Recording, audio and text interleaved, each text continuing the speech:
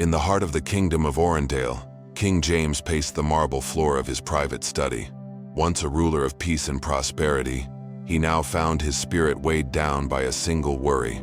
His daughter, Princess Emily, was of marriageable age, yet no suitor seemed worthy.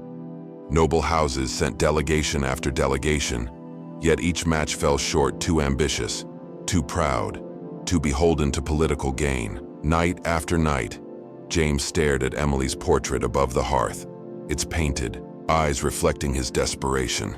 He had vowed to secure her happiness, but each failed courtship left his heart heavier. No law, no treasury, no armies could solve this parental torment. Sir Gregory, the king's most trusted counselor, watched James's despair with concealed delight.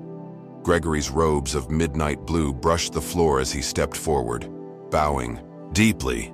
Though his voice was gentle with concern, his mind teemed with possibility. He had studied Emily's horoscope for weeks, charting the stars that danced above her birth. He knew her destiny was exceptional, and he intended to claim it for himself. Under flickering candlelight, Gregory spread scrolls across the ebony desk. Charts of constellations, inked calculations, mystical symbols all pointed to one truth. Princess Emily was destined for greatness beyond any throne. Gregory stroked his silvered beard, tasting the notion of power that could be his through alliance with the fated princess. His heart raced. If he could engineer Emily's fortune, he would shape Orendale's future and cement his own legacy. That evening, King James summoned Gregory to the high dais and confessed his frustration. "My daughter's heart must find its match," James sighed. "Yet no man measures up to her grace or my hopes." Gregory bowed his head. "Your Majesty, the stars reveal a path. Let destiny choose her consort." James arched a brow. "Destiny? Yes, sire. Trust fortune's hand." Though uneasy, James's fatigue made him amenable to any solution that promised relief. "Do as you counsel, Gregory," he said softly. "Do what must be done." Grinning inwardly, the advisor vowed to see his plot through. At first light, Gregory guided James to the palace vault, where chests lay sealed with royal crests. He urged the king to place Emily within one such coffin-like box, alongside a trove of glittering jewels, emerald necklaces, sapphire-encrusted bracelets, golden coins, and send her afloat on the river serene. Fate, Gregory insisted, would deliver her to the one destined by the stars. Torn between paternal love and the burden of his word, James hesitated. Yet the hope of freeing Emily from unsatisfactory matches spurred him on. With trembling hands, the king helped load Emily's chest onto a small barge at the palace wharf. The princess, pale and tear-streaked, pressed her forehead to the wood. The jewels in her arms glinted like false promises. "Trust the river, Emily," James whispered. Straining to hold back sobs, she nodded. The barge drifted out, pushed by a single oarsman as dawn's mist curled around its prow. Princess Emily awoke to the gentle rock of the chest as it glided downstream. The jewels shifted silently, their brilliance mocking her plight. Confusion warred with a fragile hope. Would destiny truly guide her to a worthy companion? Sunlight glimmered through cracks in the lid as paddle blades cut the surface. Emily drew a deep breath, pressing her cheek to the smooth wood, listening to the river's soft murmur. Far above, birds called through willows that brushed the surface. With golden leaves, hours passed. The riverbank's low scrub and reeds gave way to towering pines and rocky bluffs. Emily's heart pounded with each new sight. Though frightened, she marveled at the world beyond palace walls. Somewhere ahead lay the future Gregory had foretold, a future altered by the cunning of her betrayer. High on a forested hill, Prince Ethan of the neighboring realm hunted stag with a small retinue. The crown prince, humble and keen-eyed, paused when he spied the chest drifting near the bank. Ordering his men to secure it, Ethan knelt by the river's edge and pried open the lid. Inside, silken cushions framed a beautiful young woman whose dark hair tumbled like midnight over her shoulders. Jewels sparkled at her feet. Prized by this curious find, Ethan helped lift her free. As Emily staggered to her feet, Ethan offered a kindly bow. She brushed river mist from her gown and explained her impossible tale: how her father, deceived by a greedy counselor, had sent her to fate. Ethan listened, captivated by her poise amidst despair. Though the circumstances were strange, his heart recognized a kindred spirit, one who trusted the currents of destiny and the strength of her own resolve. By the banks of the Serene, Ethan gently dried Emily's hair with a linen scarf. He felt a surge of admiration for her courage and grace. In soft tones, he confessed that he believed their meeting was more than chance fate had woven their paths together. Emily, weary yet encouraged by Ethan's compassion, dared to embrace hope once more. "I am Prince Ethan of Merglin," he said, offering her a simple wooden ring carved with the phoenix, his family's crest. "It may lack jewels, but if you will, it symbolizes my promise to protect you and honor your destiny." Emily's tears were of gratitude, not sorrow. She slipped the ring onto her finger, sealing a bond formed by kindness rather than wealth. Together, they walked to Ethan's pavilion, where a modest feast awaited. Courtiers whispered in stunned awe as the princess entered clad in river-glossed silks and bearing a prince's ring on her hand. Back in Orendale, Gregory awaited the chest's arrival at his own gate. He had bribed servants to divert the cargo, convinced that Emily's riches would soon reside in his hands and that he would present her, bound in marriage, before a grateful king. Day turned to dusk, and still no chest appeared. Gregory's impatience morphed into rage when a bedraggled courier arrived with news of a missing vessel. Seething, Gregory barked orders to fetch the box from the river's mouth himself. He envisioned the jeweled treasures, the power he would wield, the envy in every courtier's eye. His heart thundered with greed, oblivious to any consequence. Finally, at midnight, the chest was delivered to Gregory's private chamber. Red torches cast flickering shadows as he stood triumphant, hand poised on the latch. With a cruel grin, he flung the lid open only to recoil in horror. A colossal bear, its fur matted with riverweed, roared and lunged forward.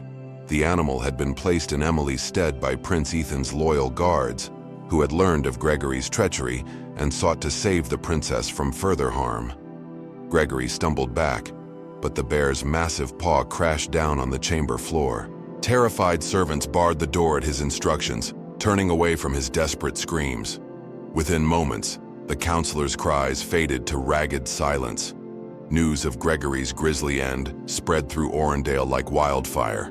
At dawn, courtiers crowded the castle gates to confirm the rumor. The once revered counselor had vanished, leaving only clawed floorboards and broken jewels behind. King James, awakened by the clamor, learned the truth. His despair over Emily turned to shock, then shame as he realized the trap he had unknowingly helped craft. Riding with a retinue to the advisor's manor, James beheld the ruin. The chest lay overturned, its gems scattered and trampled. There, among the splintered wood, lay the bones of Gregory's ambition. The king understood the lesson plainly. Greed devours the greedy. Meanwhile, in Merglin's verdant hills, Princess Emily and Prince Ethan stood before the arch of entwined oaks where they had first spoken. Ethan drew a ring of gold from his pocket, a simple band etched with sunbursts, and slid it onto Emily's finger. The golden circle gleamed against the silvered wood of the tree. James arrived with a small retinue, humbled by his own folly. He embraced Emily, tears of relief in his eyes. To Ethan, he knelt and offered his daughter's hand in marriage, fully giving his royal blessing. In that moment, any bitterness dissolved beneath the promise of unity and hope renewed. The wedding celebration spanned 3 days with feasting and dancing throughout the twin kingdoms of Orendale and Merglin. Banners of blue and gold streamed from every tower. Minstrels sang of Emily the brave and Ethan the humble. Even the common folk joined processions through cobbled streets, showering the couple with rose petals. Everywhere, faces shone with joy. At last, a happy ending born not of greed or power, but of fate and integrity. In a quiet moment beneath a moonlit balcony, Emily and Ethan reflected on their improbable meeting. "The river carried me to you," she whispered, "yet it was your kindness that saved me." Ethan smiled, drawing her close. "And your courage, that inspired me." King James returned to his study one evening, his heart lighter than it had been in years. He removed Gregory's empty chair beside his desk, a silent testament to the advisor's betrayal. In its place, he placed a small wooden chest containing Emily's first wooden ring from Ethan, the one he had given by the river. It served as a reminder that true treasure lies in selfless love, not in deception or ambition. From that day forward, Orendale's court operated under a new motto inscribed above the hall: honor above all, trust in fate.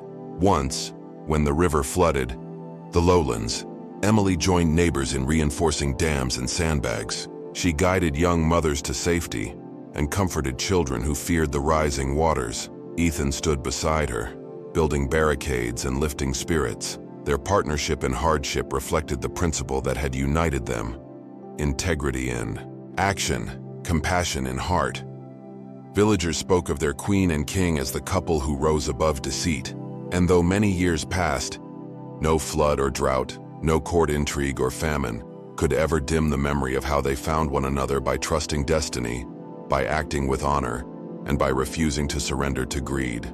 In the years that followed, Orendale and Merglin thrived under Emily and Ethan's rule. Trade flourished along the Serene, new schools opened in once neglected hamlets, and justice was meted with compassion rather than cunning.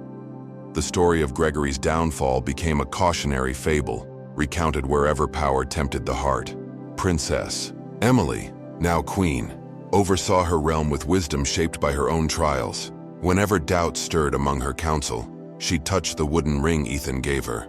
Inhale his grainy strength, and recall that destiny rewards those who choose honor over ambition. Decades later, an aging storyteller arrived in a distant village, sharing this tale around hearth fires and tavern tables. He spoke of a chest on a river, a princess's courage, a prince's humility, and a counselor's doom at a bear's paw. Children gasped, elders nodded in sober assent, and travelers carried the moral farther than any knight's banner. For every ear that heard it, the story reaffirmed one truth: greed and deceit may promise fleeting gain, but they lead only to ruin. Meanwhile, honor, integrity, and compassion open the way to destiny's finest blessings. Moral of the story: greed builds traps, integrity builds futures. When we trust in fate and act with honor, heedful of our own worth and the welfare of others, destiny itself becomes our ally, guiding us toward true happiness.